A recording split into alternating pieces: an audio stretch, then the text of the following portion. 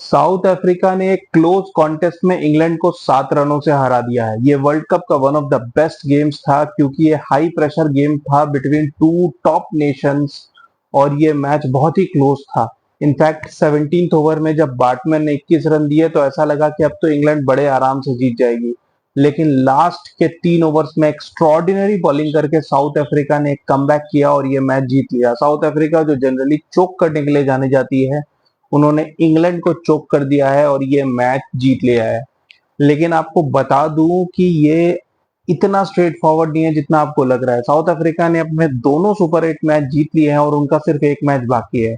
Ideally आप ये कहोगे कि 3 में से अगर 2 मैच जीत लेते हैं तो नेक्स्ट राउंड में जाना पक्का है, लेकिन ये ग्रुप थोड़ा कॉम्प्लिकेटेड है और आने वाले जो मैचेस हैं उस हिसाब से साउथ अफ्रीका अभी भी बहुत मुश्किल में है, क्योंकि साउथ अफ्रीका का रन रेट बहुत ही कम है। साउथ अफ्रीका ने इसके पहले वाला मैच यूएसए से सिर्फ 18 रनों से जीता था, जबकि यूएसए को वो बड़े मार्जिन से हरा सकती थी। आज का मैच भी वो सिर्फ 7 रनों से जीते हैं और 2 मैच जीतने के बाद भी उनका रन रेट सिर्फ 0.6 है पॉजिटिव में। इंग्लैंड अपना आखिरी मैच यूएस के साथ खेलेगी और उनका रन रेट अभी +0.4 है, और अगर वो यूएस को थोड़े अच्छे मार्जिन से हराती है तो उनका रन रेट साउथ अफ्रीका से ज्यादा हो जाएगा। वेस्ट इंडीज जो अभी रन रेट वाइज काफी पीछे चल रही है, वो कल सुबह अपना मैच यूएस के साथ खेलेंगे और अगर वेस्ट इंडीज ने एक बड़ी विक्ट्री वहां हासिल कर ली तो साउथ अफ्रीका बहुत प्रेशर में आ जाएगा, क्योंकि अगर वेस्ट इंडीज ने आखिरी मैच में साउथ अफ्रीका को भी हरा दिया तो फिर 3 टीम्स हो जाएंगी इस ग्रुप में जिसके 2-2 विन होंगे और 4-4 पॉइंट होंगे और फिर वो रन रेट फैक्टर। और ये बात मैंने आपको साउथ अफ्रीका और यूएस के मैच के बाद ही कही थी कि इस ग्रुप में ये सिनारियो आने के चांसेस बहुत हाई हैं, क्योंकि इंग्लैंड, साउथ अफ्रीका और West Indies, specially West Indies in home conditions, इन तीनों टीम्स के बीच में बहुत ज्यादा डिफरेंस नहीं है। कोई भी टीम किसी को भी हरा सकती है, जैसा हमने देखा कि इंग्लैंड ने वेस्ट इंडीज को हराया और साउथ अफ्रीका से हार गई। इंग्लैंड को मोस्ट प्रोबेबली आप बैक करोगे कि वो यूएस को हरा देंगी डिसेंट मार्जिन से और अपना रन रेट साउथ अफ्रीका से ऊपर कर लेंगी। साउथ अफ्रीका को अब ये पहले नोटिस करना होगा कि वेस्ट इंडीज कल का मैच कितने मार्जिन से जीतती है। South Africa will be wishing that it goes to the wires, it's a close contest, ताकि वेस्ट इंडीज का रन रेट नेगेटिव नहीं रहे, ताकि आखिरी मैच में उनके पास एक मार्जिन रहे। जब साउथ अफ्रीका और वेस्ट इंडीज का मैच होगा तो वो मैच एक तरीके का क्वार्टर फाइनल भी हो सकता है और उस मैच में बहुत सारे इक्वेशंस होंगे, रन रेट्स होंगे, साउथ अफ्रीका के दिमाग में भी कुछ नंबर्स होंगे कि अगर वो हार भी रहे हैं तो एटलीस्ट इतने रन कर लें। तो ये ग्रुप बहुत ही ज्यादा एक्साइटिंग होने वाला है और बहुत सारे इंटरेस्टिंग मैचेस आने वाले हैं इसमें। अब बात करते हैं इस मैच की।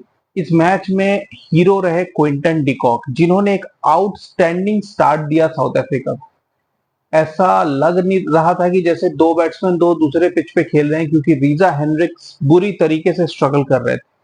25 बॉलों पे सिर्फ 19 रन बनाया उन्होंने और सिर्फ एक बाउंड्री लगाई, जबकि क्विंटन डिकॉक ने 4 छक्के 4 चौके मारे और 38 बॉल्स पे 65 रन बनाए।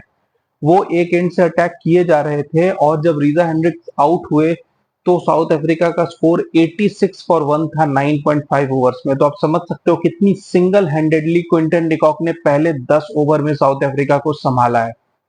आई थिंक पिच भी उस वक्त अपनी बेस्ट परफॉर्मेंस पे थी, लेकिन उसको यूटिलाइज सिर्फ क्विंटन डिकॉक ने किया क्योंकि रीजा हेनरिक्स स्ट्रगल कर रहे थे। उनके आउट होने के बाद क्लासेन, मार्करम, कोई भी टिक नहीं पाया और ऐसा लगा कि साउथ अफ्रीका पूरी तरीके से उस स्टार्ट को वेस्ट कर देगी और शायद 150 तक रुक जाएगी। लेकिन डेविड मिलर, जिन्होंने नेदरलैंड्स के खिलाफ भी साउथ अफ्रीका को जिताया था, उन्होंने फिर जबरदस्त फिनिश दिया इनिंग्स को। 28 बॉलों पे 43 बनाए और 163 तक पहुंचा दिया साउथ अफ्रीका को, which was still feeling a little below par because it was the lowest total batting first on this ground in this World Cup। लेकिन स्टिल ये नेचर ऑफ द सरफेस कुछ ऐसा था कि डिकॉक के अलावा सारे बैट्समैन स्ट्रगल कर रहे थे, तो समझ में आ रहा था कि ये बहुत हाई स्कोरिंग नहीं है। But 163 just seemed like a decent score, लेकिन ऐसा लग रहा था कि इंग्लैंड काफी कंफर्टेबली चेस कर लेगी। आदिल रशीद 4 ओवर में सिर्फ 20 रन दिए और एक विकेट लिया। उन्होंने आउटस्टैंडिंग बॉलिंग की। जोफ्रा आर्चर को पहले ओवर में 21 रन मारे थे क्विंटन डिकॉक ने, लेकिन उन्होंने अगले 3 ओवर में सिर्फ 19 रन देके 3 विकेट लिए। 4 ओवर्स 40 फॉर 3 जोफ्रा आर्चर।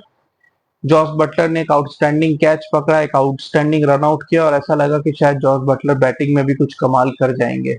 लेकिन जैसे ही इंग्लैंड की बैटिंग स्टार्ट हुई, ये समझ में आ गया कि पिच एक्चुअली में बहुत अच्छी नहीं है बैटिंग के लिए।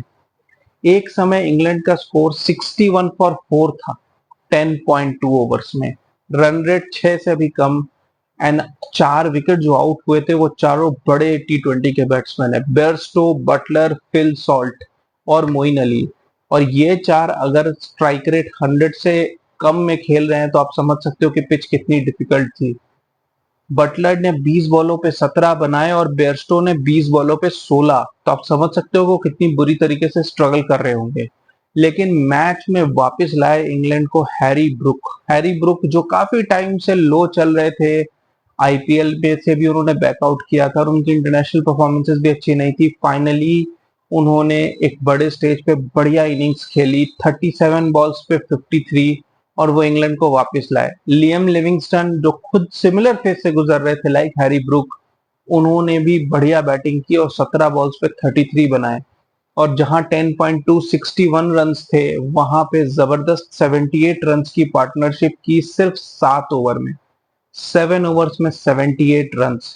स्पेशली उन्होंने बार्टमैन को जो 21 रन मारे, ऐसा लगा कि अब इंग्लैंड गेम में वापस आ गई है। और बहुत ही डिफिकल्ट फेस था साउथ अफ्रीका के लिए, क्योंकि ऐसा लग रहा था कि अब 3 ओवर में सिर्फ 24 रन चाहिए तो it is going to be a cakewalk for England. लेकिन कगिसो रबाडा, मार्को येंसन और लास्ट में एनरिच नोड्जे, ये तीनों अपने आईपीएल के एक्सपीरियंस को यूज किया। इन्होंने इन्होंने पिच को यूज किया। बैटमैन सिर्फ फुल टॉसेस फेंक रहे थे, लेकिन इन तीनों ने पिच को यूज किया और बैक टू बैक 3 ओवर्स उस फेज में जिसमें सिर्फ 5, 7 और 6 रन बने हों, तो आप समझ सकते हो कि कितने प्रेशर में साउथ अफ्रीका ने अच्छी बॉलिंग की। साउथ अफ्रीका की टीम अच्छी है, उनकी बॉलिंग अच्छी है। केशव महाराज ने एक्स्ट्रॉर्डिनरी बॉलिंग की, 4 ओवर में सिर्फ 25 रन और बेयरस्टो और बटलर को आउट किया।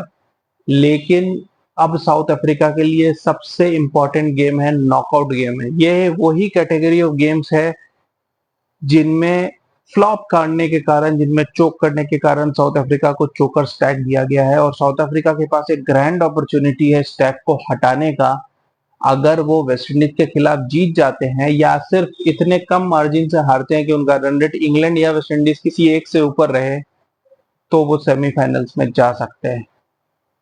सारा कुछ डिसाइड होगा अगले 2-3 दिनों के अंदर ही। और कल वेस्ट इंडीज और यूएस का मैच, जो शायद बहुत हाई प्रोफाइल नहीं लग रहा था, लेकिन अब वो बहुत हाई प्रोफाइल गेम हो गया है, क्योंकि उस मैच को England as well as South Africa की टीम्स बहुत क्लोजली ऑब्जर्व कर रही होंगी और वो यही चाह रही होंगी कि वेस्ट इंडीज बहुत कम मार्जिन से जीते, अगर जीतती है तो। अदरवाइज यूएस जीत जाए तब तो कोई बात ही नहीं है। लेकिन वेस्ट इंडीज की मार्जिन ऑफ विक्ट्री अब बहुत इंपॉर्टेंस होल्ड करती है इस ग्रुप के लिए। अब क्या होगा ये कल सुबह पता चलेगा। मिलेंगे मैच के बाद वीडियो में। Keep watching guys, thank you.